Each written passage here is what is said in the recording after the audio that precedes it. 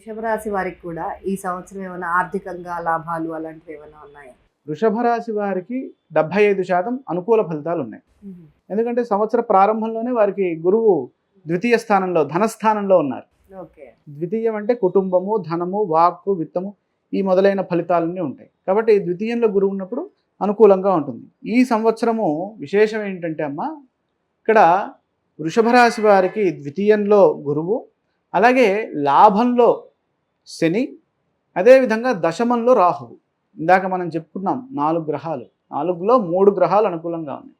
అంటే out of 100% 75% is good. Oh! Nice. అంటే మీకు రాహువు సంవత్సరం అంతా మారట్లేదు. డిసెంబర్ 5వ తారీఖు చివరిలో మారుతున్నారు. కాబట్టి మన సంవత్సరం అంతా అక్కడే ఉంటున్నారని మనం అనుకోవచ్చు. ఓకే. అదేవిధంగా శని కూడా సంవత్సరం అంతా మీనంలోనే ఉంటున్నారు.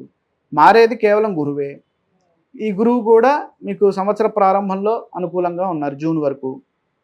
కాబట్టి పట్టిందల్లా బంగారంగా ఉంటుంది.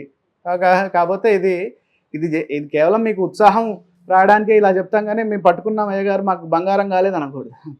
లాజికల్గా ఇక్కడ మనం చూస్తే వృత్తి ఉద్యోగ వ్యాపారాల్లో అఖండమైనటువంటి విజయాలు సిద్ధిస్తాయి. విద్యార్థులకు చాలా శుభప్రదమైన ఫలితాలు, అంటే ఈ అకాడమిక్ ఇయర్ అంతా విశేషంగా నడుస్తుంది. ఓకే.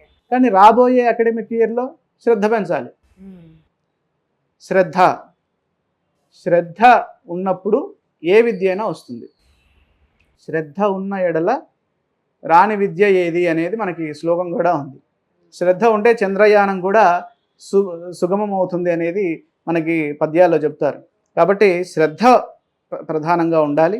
అలాగే గత కొంతకాలంగా పడుతున్నటువంటి శ్రమ ఏదైతే ఉందో ఆ శ్రమకు తగినటువంటి ఫలితాలు సిద్ధిస్తాయి. ప్రమోషన్లు, అలాగే ఇంక్రిమెంట్లు అవన్నీ ఉంటాయి. సమాజంలో కీర్తి ప్రతిష్టలు లభిస్తాయి. అదృష్టయోగం సూచితం. సంవత్సర ప్రారంభంలో గురువు ధనస్థానంలో ఉన్నారు. అంటే ధనం అంటే డబ్బులు, అందులో శుభగ్రహము, విశేషమైనటువంటి ధన ప్రవాహం ఉంటుంది. అది గత కొంతకాలంగా వస్తోంది. అంటే విశ్వావసునామ సంవత్సరంలో వృషభ రాశి వారికి సహజంగా ఉన్నటువంటి స్థితి అది. అలాగే వాక్చాతుర్యంతో పనులను చక్కబెడతారు. అయితే జూన్ నుండి గురువు తృతీయ స్థానంలోకి ప్రవేశిస్తూ ఉన్నారు కాబట్టి చిన్నపాటి ప్రయాణాలు, పని ఒత్తిడి పెరిగే అవకాశాలు కూడా ఉన్నాయి. అక్టోబర్ తర్వాత గురువు 4వ ఇంట్లో మారినప్పుడు కుటుంబ బాధ్యతలు పెరుగుతాయి. కాబట్టి కొంత జాగ్రత్తగా మేలుకోగా ఉండడం అవసరం. కేతువు 4వ రాశిలో ఉన్న కారణం చేత గృహంలో కొద్దిగా ఇబ్బందులు, అలాగే ప్రయాణంలో మధ్యలో కాస్త ట్రబుల్స్ ఇలాంటివి ఉంటాయి. గురుబలం వల్ల విద్యార్థులకు ఉత్తమమైనటువంటి విద్యా సామర్థ్యాన్ని కనబరిచేటటువంటి అవకాశాలు ఉన్నాయి. అంటే ఈ సంవత్సరం అంతా ఇప్పుడు జూన్లో వాళ్ళకి రిజల్ట్స్ వచ్చేస్తాయి కూడా, అంటే నెక్స్ట్ ఇయర్కి వెళ్ళిపోతారు. కాబట్టి ఈ సంవత్సరం they will perform very well. Okay. కాబట్టి no need to worry about education. అంటే గురువు ఉన్నప్పుడు ఏకాగ్రత ఉంటుంది. ఏకాగ్రతతో చేసే కార్యము మనకి మంచి ఫలితాన్ని ఇస్తుంది. అదేవిధంగా విద్యార్థులు సాంకేతిక రంగంలో రాణిస్తారు. మొత్తం మీద ఈ సంవత్సరము ఆర్థికంగా, వృత్తిపరంగా చాలా గొప్ప సంవత్సరంగా వృషభ రాశి వారికి చెప్పచ్చు. అలాగే మీరు వివాహ ప్రయత్నాలు ఎవరైతే చేస్తూ ఉంటారో వారికి జూన్ వరకు అనుకూలంగా ఉందమ్మా. అంటే గురుబలం ఉన్నప్పుడు వివాహ ప్రయత్నాలు సిద్ధిస్తాయి. దానికి తోడు మనకి శని కూడా, అంటే కర్మకారకుడు, మన కార్యసిద్ధిని సూచించేటటువంటి గ్రహం కాబట్టి ఆయన కూడా అనుకూలంగా ఉన్నారు. కాబట్టి చేసే పనులన్నీ సఫలమవుతాయి. కేవలము మనకి కేతు ఒక్కడే అనుకూలంగా లేరు కాబట్టి గణపతి ఆరాధన చేసినట్లయితే మంచి ఫలితాలు సిద్ధిస్తాయి. సూపర్. వృషభ రాశి వారికి చాలా Excellent మంచి గా. ఇయర్, ఎక్సలెంట్ అన్నమాట. Yes. నెక్స్ట్ మిథునం ఎలా ఉంది శివ గారు?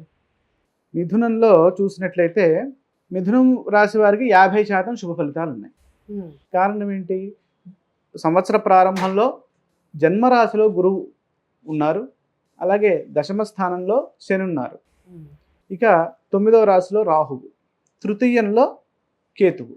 ఈ విధంగా ఉంది సంవత్సర ప్రారంభం. సంవత్సర ప్రారంభం కొంత సామాన్యంగా ఉన్నప్పటికీ జూన్ నుండి అద్భుతమైన ఫలితాలు ఉంటాయి. కారణం ఏంటి? ద్వితీయంలోకి వస్తున్నాడుగా గురువు జూన్ నుంచి, అది కూడా ఉచ్చరాశిలోకి వస్తున్నాడు. అంటే 12 సంవత్సరాలకి ఒకసారి మాత్రమే కర్కాటక రాశిలోకి ప్రవేశించేటటువంటి కాలం ఇది. అంటే 12 ఇయర్స్కి ఒకసారి వచ్చేటటువంటి అరుదైన కాలము. ఈ కాలాన్ని మనం సద్వినియోగం చేసుకోవాలి. అంటే కాలము మనకి సూచిస్తోంది, మంచి నీకు చాలా గొప్ప కాలం ఉంది నాయన, నువ్వు బాగా ఎంత కృషి చేస్తే అంత ఫలితాలు వస్తాయి అని. అంటే ఇది కూడా గుర్తుపెట్టుకోవాలి, ఎంత కృషి చేస్తే అంత ఫలితాలు. ఏ చెట్టుకు ఆ గాలి.